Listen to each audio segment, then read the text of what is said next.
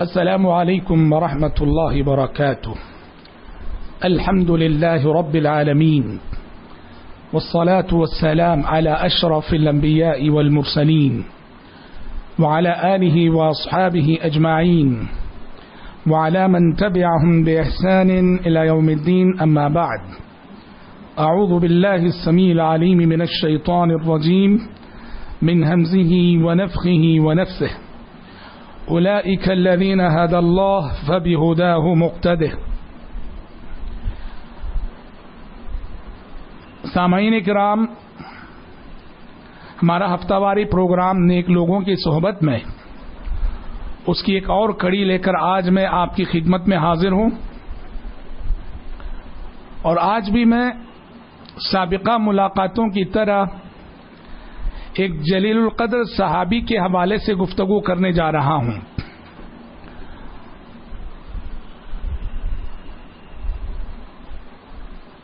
ہم نے حدیث کی کتابوں میں یا پھر علماء کرام کے بیانات اور خطبات میں ابن عمر کا نام بہت سنا ہوگا اور بہت پڑھا ہوگا.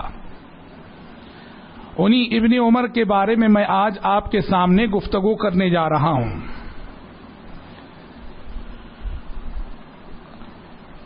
حضرت عبداللہ بن عمر بن خطاب رضی اللہ تعالی عنہ، جن کی کنیت ابو عبد الرحمن تھی، پیارے نبی کی بعثت سے 1 سال پہلے ان کی پیدائش ہوئی. یعنی پیارے نبی صلی اللہ علیہ وسلم جب 40 سال کی عمر میں نبی بنائے گئے، اس سے 1 سال قبل گویا حضرت عبداللہ بن عمر رضی اللہ عنہما کی ولادت مکے میں ہوئی تھی. اور وہ مکے ہی میں اپنے والد کے ساتھ بالکل کم سنی میں اور بچپن میں اسلام قبول کرتے ہیں. بڑے باپ کے بڑے بیٹے تھے. ان کی فضیلت کے لیے، منقبت کے لیے اتنا کافی ہے کہ وہ حضرت عمر کے بیٹے ہیں. ام المومنین حضرت حفصہ رضی اللہ عنہا کے بھائی ہیں. اور اس طرح پیارے نبی صلی اللہ علیہ وسلم کے نسبتی برادر یعنی سالے لگتے ہیں. حضرت عبداللہ بن عمر رضی اللہ عنہما مکے میں چونکہ کم سن تھے، کم عمر تھے، مکے میں کچھ زیادہ ان کے واقعات ہمیں سیرت و تاریخ کی کتابوں میں نہیں ملتے ہیں. لیکن مدینہ ہجرت کرنے کے بعد، مدینہ آنے کے بعد حضرت عبداللہ بن عمر رضی اللہ عنہما جب بڑے ہوتے ہیں، بڑی عمر کو پہنچتے ہیں اور جوانی کو پہنچتے ہیں، تو اسلام کی بڑی ہی مثالی اور قابل قدر خدمت کرتے ہوئے نظر آتے ہیں. خدمت اسلام کا ایسا جذبہ، ایسا شوق کہ مدینہ پہنچ کر جب غزوہ بدر کا واقعہ پیش آیا، حضرت عبداللہ بن عمر کم سن ہونے کے باوجود 12-13 سال کی عمر کے تھے. انہوں نے خود کو پیارے نبی پر پیش کیا اور کہا کہ اجازت دیجیے، بدر میں بھی آپ کے ساتھ شرکت کرنا چاہتا ہوں. انہیں اجازت نہیں ملی. پھر 1 سال بعد احد کا واقعہ پیش آیا، تب بھی انہوں نے اپنے آپ کو پیارے نبی پر پیش کیا کہ اجازت دیجیے، احد میں آپ کے ساتھ لڑنا چاہتا ہوں. اجازت نہیں دی گئی. اس کے بعد جب غزوہ خندق کا موقع آیا اور حضرت عبداللہ بن عمر اس وقت 15 سال کے ہو چکے تھے، تب پیارے نبی صلی اللہ علیہ وسلم نے ان کی درخواست منظور کی اور انہیں شرکت کا لڑائی میں موقع عطا کیا. یہیں سے اہل علم نے یہ فقہی مسئلہ مستنبط کیا ہے کہ انسان بچپن اور لڑکپن کے بعد جوانی کے مرحلے میں جو داخل ہوتا ہے، اس کے لیے ایک حد فاصل 15 سال کی عمر ہے. 15 سال سے وہ بالغ شمار کیا جائے گا اور 15 سال سے وہ اسلام کے تمام ہی تعلیمات کا مخاطب سمجھا جائے گا. حضرت عبداللہ بن عمر رضی اللہ عنہما کی خدمت اسلام کا ایک دوسرا پہلو یہ ہے کہ ان کا شمار ان صحابہ میں ہوتا ہے جنہوں نے پیارے نبی صلی اللہ علیہ وسلم سے بکثرت احادیث روایت کی ہیں. پیارے نبی سے روایت کرنے والے صحابہ تو بے شمار ہیں، لیکن 7 صحابہ ایسے ہیں جنہیں مکثر فی الروایہ یعنی بکثرت پیارے نبی کی احادیث روایت کرنے کا شرف اور اعزاز انہیں حاصل ہے۔ انہی میں سے ایک نمایاں نام حضرت عبداللہ بن عمر رضی اللہ عنہ کا بھی ہے۔ 2630 احادیث انہوں نے پیارے نبی سے روایت کی ہیں۔ علم کا ایک بڑا ذخیرہ انہوں نے روایت کیا ہے جو کتب احادیث میں ہمارے سامنے موجود ہے، اور رہتی دنیا تک کے لیے حضرت عبداللہ بن عمر رضی اللہ عنہما کے حق میں صدقہ جاریہ ہوں گی یہ احادیث جو انہوں نے پیارے نبی سے روایت کی ہیں۔ بڑے متبع سنت صحابی تھے، سنت کے بڑے پابند تھے، پیارے نبی صلی اللہ علیہ وسلم کے ایک ایک قول و عمل پر بڑے اہتمام کے ساتھ عمل کرتے تھے۔ ایک مرتبہ مسجد نبوی کے ایک دروازے کی طرف اشارہ کر کے پیارے نبی نے فرمایا تھا لو ترکنا هذا الباب للنساء، کیا ہی اچھا ہوگا کہ یہ دروازہ ہم عورتوں کے لیے اور لیڈیز کے لیے خاص کر دیں۔ راوی حدیث فرماتے ہیں کہ یہ بات حضرت عبداللہ بن عمر رضی اللہ عنہما کے کانوں میں پڑ گئی، انہوں نے یہ بات سن لی تو پھر باقی زندگی میں کبھی اس دروازے سے وہ مسجد نبوی میں داخل نہ ہوئے، اس لیے کہ پیارے نبی کی زبانی انہوں نے سن لیا تھا کہ یہ دروازہ اچھا ہے کہ لیڈیز کے لیے خاص کر دیا جائے۔ آپ کو معلوم ہوگا، آپ نے یہ حدیث بھی سنی ہوگی کہ پیارے نبی صلی اللہ علیہ وسلم نے ایک مرتبہ ایک قوم کے کوڑے دان کے پاس سے گزرتے ہوئے کھڑے ہو کر پیشاب کیا تھا۔ آپ کا معمول بیٹھ کر پیشاب کرنے کا تھا، لیکن وجہ جواز بتانے کے لیے کہ کبھی کبھار کھڑے ہو کر پیشاب کرنا بھی جائز ہے، پیارے نبی صلی اللہ علیہ وسلم نے ایک مرتبہ کھڑے ہو کر پیشاب کیا تھا۔ وہ ایسی جگہ تھی، نم جگہ تھی، جہاں چھینٹیں اڑنے کے امکانات اور چانسز نہ تھے۔ حضرت عبداللہ بن عمر رضی اللہ عنہما کے بارے میں آتا ہے کہ وفات نبوی کے بعد، عہد نبوی کے بعد جب بھی اس کوڑے دان سے ان کا گزر ہوتا تھا وہاں کھڑے ہو کر پیشاب کرتے تھے اور کہتے تھے یہاں میں نے پیارے نبی کو کھڑے ہو کر پیشاب کرتے ہوئے دیکھا ہے، اس لیے یہاں میں کھڑے ہو کر ہی کروں گا۔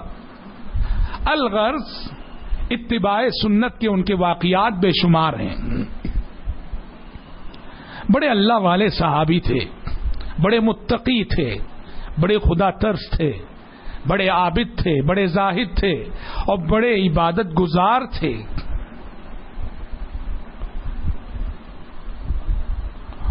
وہ فرماتے ہیں کہ میں عہد نبوت میں مسجد نبوی میں سویا کرتا تھا اپنی جوانی میں،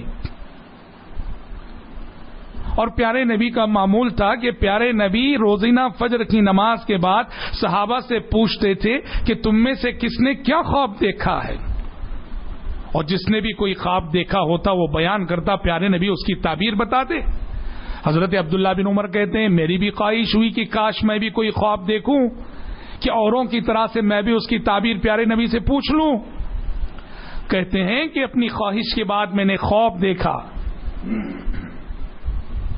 اور خواب یہ دیکھا کہ 2 فرشتے میرے پاس آتے ہیں اور مجھے پکڑ کے جہنم کے پاس لے جاتے ہیں، جہنم دکھاتے ہیں، اور جہنم میں کچھ لوگوں کو میں نے دیکھا جنہیں میں نے پہچان لیا، اور میں ڈرنے لگا تو فرشتوں نے مجھ سے کہا تم مت گھبراؤ اور تم مت ڈرو۔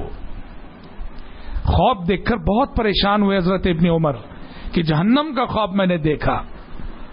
انہوں نے اپنی بہن جو ام المومنین حضرت حفصہ رضی اللہ عنہا تھیں ان سے اس خواب کا تذکرہ کیا، اور ام المومنین حفصہ رضی اللہ عنہا نے پیارے نبی سے اس خواب کی تعبیر پوچھی تو پیارے نبی صلی اللہ علیہ وسلم نے انہیں حوصلہ دیتے ہوئے، ہمت دیتے ہوئے فرمایا نعم الرجل عبد اللہ لو کان یصلی باللیل۔ عبداللہ بن عمر کیا ہی اچھے نوجوان ہیں، اور کیا ہی اچھا ہوگا کہ اگر وہ رات میں نماز کا اہتمام کرنے لگیں، یعنی تہجد پڑھنے لگیں۔ راوی حدیث کہتے ہیں اس ایک جملے نے لو کان یصلی باللیل کہ کیا ہی اچھا ہوگا عبداللہ بن عمر رات میں نماز کا اہتمام کرتے، تہجد پڑھتے۔ راوی حدیث کہتے ہیں پیارے اس ایک جملے نے حضرت عمر کی راتوں کی معمولات کو بدل کے رکھ دیا. حضرت ابن عمر کی راتوں کی معمولات کو بدل کے رکھ دیا, اور اس کے بعد وہ رات میں بہت کم سویا کرتے تھے. ان کی رات کا بڑا حصہ تہجد میں اور عبادت میں گزرا کرتا تھا.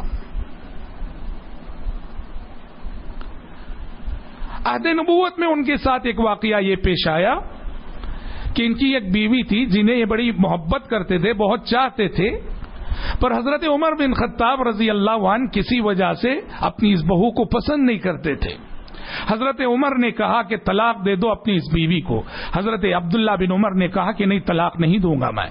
حضرت عمر نے پیارے نبی سے شکایت کی. پیارے نبی نے حضرت عبداللہ بن عمر کو بلا کے کہا اطع اباک, اپنے باپ کا کہا مانو, اپنے باپ کی اطاعت کرو. اور یہاں حضرت عبداللہ بن عمر کو اپنے باپ کی بات مانتے ہوئے پیارے نبی کی اطاعت کرتے ہوئے طلاق دینی پڑی. ظاہر بات ہے کہ حضرت عمر نے اگر ناپسند کیا ہے تو ایسے ہی ناپسند نہ کیے ہوں گے, یقیناً اس میں انہوں نے اپنے فرزند عبداللہ بن عمر کی بڑی مصلحت دیکھی ہوگی.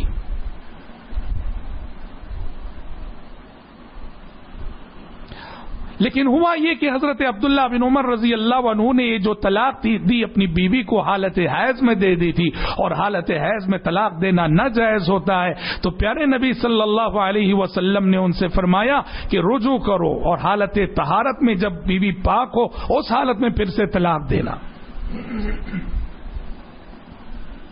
یہ واقعہ حضرت ابن عمر کے ساتھ پیش آیا کہ حضرت عمر کے کہنے پر انہیں اپنی بیوی کو طلاق دینا پڑا.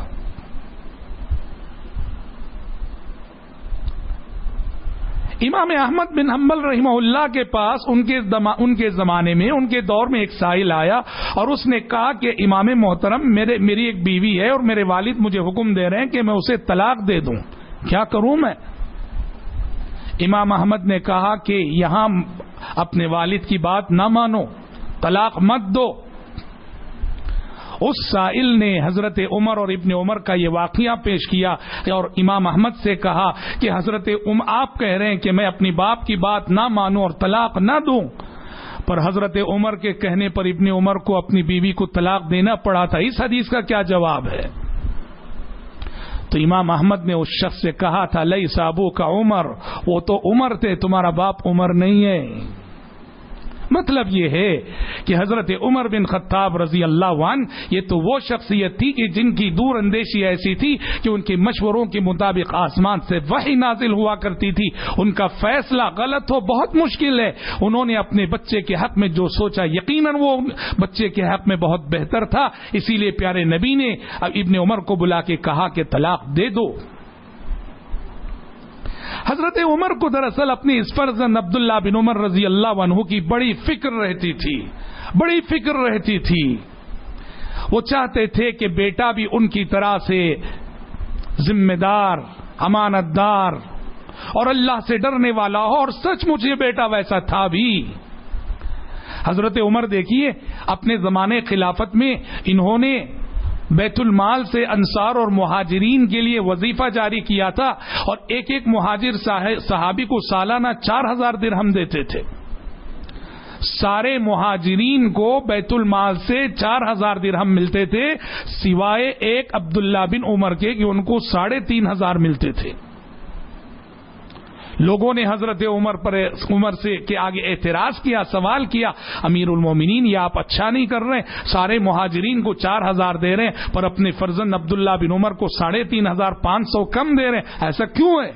حضرت عمر نے کہا انما ہاجر بہ ابوہ, 500 کم اس لیے دے رہا ہوں کہ ابن عمر کو اس کا باپ لے کے ہجرت کیا ہے, پتہ نہیں اس کا باپ ہجرت نہ کرتا تو وہ ہجرت کرتے کہ نہ کرتے. اللہ اکبر, یہ ہے تقوی اور اقربا پروری سے دوری. اس رویے کو عبداللہ بن عمر نے اپنے باپ کی جانب سے کبھی برا نہ جانا, کبھی برا نہیں سمجھا. یہ دراصل حضرت عمر کا تقوی تھا اور اپنی اولاد کی تربیت کا ایک انداز تھا, ایک اسلوب تھا. خلافت کے لیے لوگوں کی زبانی حضرت ابن عمر کا نام آ گیا. لوگوں نے حضرت عمر سے کہا کہ اپنے بعد ولی عہد کے طور پر خلافت کے لیے اپنے فرزند عبداللہ بن عمر کو نامزد کر دیجئے. حضرت عمر ڈر گئے کہ خلافت کے اس بار گراں کو جسے وہ خود اٹھا چکے، اب ان کی اولاد کا نام لوگوں کی زبان پہ آ رہا، ڈر گئے. تو لوگوں کی نظروں میں عبداللہ بن عمر کی اہمیت کو کم کرنے کے لیے، گھٹانے کے لیے، تاکہ لوگ آئندہ عبداللہ بن عمر کا نام نہ لیں خلافت کے لیے، جب لوگ کہنے لگے کہ ولی عہد ابن عمر کو بنا دیجئے، کہنے لگے لوگوں میں اس شخص کو کیسے خلیفہ نامزد کروں اپنے بات کے لیے جسے بیوی کو طلاق دینے کا طریقہ بھی نہیں آیا. اللہ اکبر. یعنی وہ جو حالت حیض میں طلاق دے دیے تھے، وہ جو ایک غلطی ہو گئی تھی، اس غلطی کا حوالہ دے کر لوگوں کی نظروں میں وہ اپنے فرزند کی اہمیت کو گھٹا رہے ہیں، کم کر رہے ہیں، تاکہ کہیں خلافت کا یہ بارے گنا ان کے فرزند کے ناتواں کندھوں پہ نہ رکھ دیا جائے. یہ اللہ کا خوف اور یہ اللہ کا ڈر، اور یہ حضرت عمر رضی اللہ عنہ کی اپنے بچوں اور اپنی اولاد کی خیر خواہی اور ان کے اخروی مستقبل کی فکر کا ایک اعلیٰ ترین نمونہ ہے. بہرحال بڑی خصوصیات والے صحابی تھے حضرت ابن عمر. ان کی وفات کے سلسلے میں کہا جاتا ہے کہ دوران طواف مکہ مکرمہ میں مسجد حرام میں ایک دھاری دار ہتھیار کسی کا لگ گیا حضرت ابن عمر کو، جس سے ان کو ایک شدید زخم لاحق ہوا، اور وہی زخم ان کے لیے مرض الموت ثابت ہوا، اسی میں انتقال کر گئے. اور ایک دوسری تاریخی روایت کہتی ہے یہ دراصل بنو امیہ کے گورنر حجاج بن یوسف کی سازش تھی حضرت عبداللہ بن عمر کے خلاف، اس لیے کہ وہ نمازیں عمدن تاخیر سے پڑھاتا تھا. تو حضرت عبداللہ بن عمر نے حجاج بن یوسف کے اس رویے پر نکیر کی، تو حجاج بن یوسف ناراض ہو گیا، اور اسی نے اپنے سپاہیوں میں سے کسی کو ایک نیزہ عطا کیا اور اس کے انی پہ جو ہے زہر لگا دیا، کہا کہ کسی طرح سے دوران طواف عبداللہ بن عمر کو چبو دینا، اور اس نے ویسے ہی کیا، اور اس نیزے کے لگنے کی وجہ سے زخم بن گیا، اور اسی زخم میں حضرت عبداللہ بن عمر رضی اللہ عنہ شہید ہو گئے. اور ایک تاریخی روایت یہ بھی کہتی ہے کہ حجاج بن یوسف عیادت کے لیے آیا، حضرت عبداللہ بن عمر نے نہ اس کے سلام کا جواب دیا، نہ اسے گفتگو کی، اور نہ اس کی جانب نظر اٹھا کر دیکھا، اس لیے کہ وہ سارے معاملے کو جانتے تھے، سمجھتے تھے. اللہ کے یہ اولیاء، اللہ کے یہ بزرگ، ظالموں کے اور ظالم حکمرانوں کے کیسے کیسے ظلم انہوں نے برداشت کیے ہیں. سن 70 پر 3 ہجری میں 86 سال کی عمر میں تقریباً حضرت عبداللہ بن عمر رضی اللہ عنہ کی وفات ہوئی. ایک مثالی زندگی، اور بہت ہی مثالی زندگی ہمارے لیے اور آپ کے لیے اور قیامت تک آنے والے مسلمانوں کے لیے بطور نمونہ حضرت عبداللہ بن عمر چھوڑ گئے ہیں. دعا ہے کہ رب العالمین ہمیں اور آپ کو حضرت عبداللہ بن عمر رضی اللہ عنہ کو کی زندگی سے جو سبق ملتے ہیں ان اسباق کو اپنی زندگی میں اپنانے کی اور اپنی عملی زندگی میں نافذ کرنے کی توفیق اور سعادت نصیب فرمائے. آمین ثم آمین. وآخر دعوانا الحمد للہ رب العالمین. والسلام علیکم ورحمۃ اللہ وبرکاتہ.